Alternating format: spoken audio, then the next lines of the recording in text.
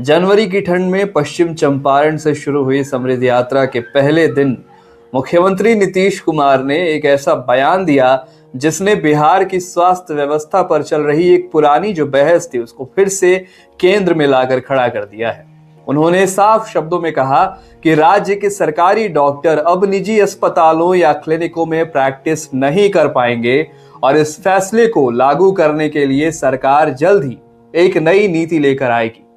मुख्यमंत्री का तर्क यह है कि सरकार डॉक्टरों को वेतन इसलिए देती है ताकि वे पूरा समय सरकारी अस्पतालों में मरीजों की सेवा करें, लेकिन लंबे समय से यह शिकायत मिलती रही है कि कई डॉक्टर अस्पतालों में मौजूद नहीं रहते या फिर ड्यूटी के बाद निजी प्रैक्टिस को प्राथमिकता देते हैं, जिसका सीधा असर गरीब और दूर दराज के मरीजों पर पड़ता है।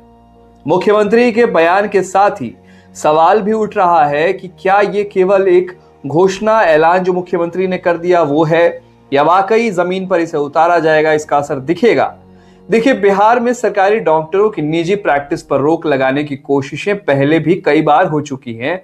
लगभग एक दशक पहले भी ऐसे प्रस्ताव सामने आए थे, लेकिन डॉक्टर संगठनों के जो विरोध प्रदर्शन थे, जो कानूनी अड़चने आई, प्रशासनिक कमजोरी के कारण भी उसे पूरी तरह लागू नहीं कर पाया गया। इस बार सरकार का दावा है कि वो नीति के स्तर पर ठोस कदम उठाएगी और कोई भ्रम न रहे और नियम सब पर समान रूप से लागू हो, हर डॉक्टर के लिए नियम बराबर हो। स्वास्थ्य विभाग की जो अंदरूनी सूत्र है, वहां से जो खबरें आ रही हैं वो ये है कि सरकार ऐसा मानकर चल रही है कि सरकारी अस्पतालों में डॉक्टरों की उपलब्धता बढ़ाए बिना स्वास्थ्य सेवाओं में गुणवत्ता और सुधार बिल्कुल संभव नहीं है। कई जिलों में लगातार ये शिकायतें आती रही हैं कि ओपीडी समय में डॉक्टर नहीं मिलते, सर्जरी टल जाती है और मरीजों को मजबूरी में निजी अस्पताल, प्राइवेट हॉस्पिटल में जाना पड़ता है, जहां इलाज पहले से इतना महंगा है। मुख्यमंत्री ने अपने भाषण में इस बात पर जोर दिया कि सरकारी अस्पताल आम लोगों की आखिरी उम्मीद होते हैं और अगर वहीं डॉक्टर नहीं मिलेंगे तो सरकार की जवाबदेही पर सवाल उठना तो तय है। हालांकि इस फैसले को लेकर के भी चिकित्सा जगत में जो प्रक्रियाएं हैं मिलीजुली आ रही हैं। कुछ डॉक्टरों का ये कहना है कि निजी प्रैक्टिस पर पूरी तरह रोक लगाने से पहले सरकार को सरकारी अस्पतालों में बुनियादी सुविधाएं देनी जरूरी है, सुरक्षा और संसाधन बेहतर करने होंगे।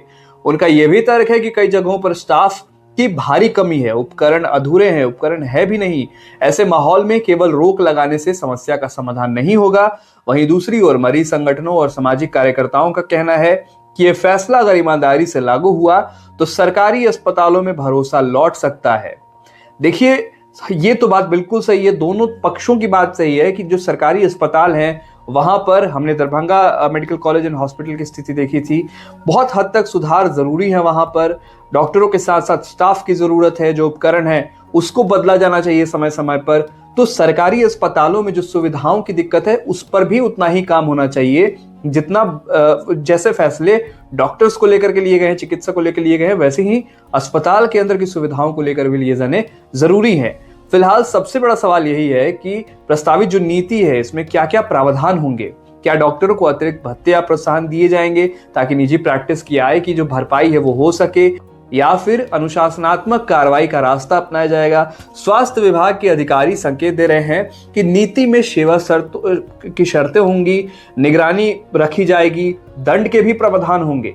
अब ये क्या क्या होंगे इसको स्पष्ट आगे किया जाएगा, लेकिन स्वास्थ्य व्यवस्था की जो जमीनी सच्चाई है कहीं ना कहीं ये तो बिल्कुल स्पष्ट होगा कि मुख्यमंत्री से नहीं छुपी हुई है। और हम उम्मीद करते हैं कि मुख्यमंत्री से ये भी ना छुपा हो कि बिहार में जो अस्पताल है उसके हालात कैसे हैं, क्योंकि अगर चिकित्सक को लेकर के फैसले लिए जा रहे हैं तो हालात पर भी काम होने चाहिए। मुख्यमंत्री की घोषणा अगर एक सख्त कदम के रूप में आई है चिकित्सकों के लिए, अस्पताल के लिए भी आनी चाहिए। अब निगाहें इस पर टिकी है कि सरकार कब और किस नीति को लागू करके इस चीज को आगे बढ़ाती है, इस चीज पर काम करती है, और क्या इसमें अस्पताल को लेकर के भी, मरीजों को बेहतर इलाज को लेकर के भी, बेहतर गुणवत्ता वाली इलाज को लेकर के भी काम दिखेगा जमीनी स्तर पर। ये तो देखने वाली बात होगी। विचार लाइव देख रहे थे आप, मेरा नाम है विकास सिंह, धन्यवाद।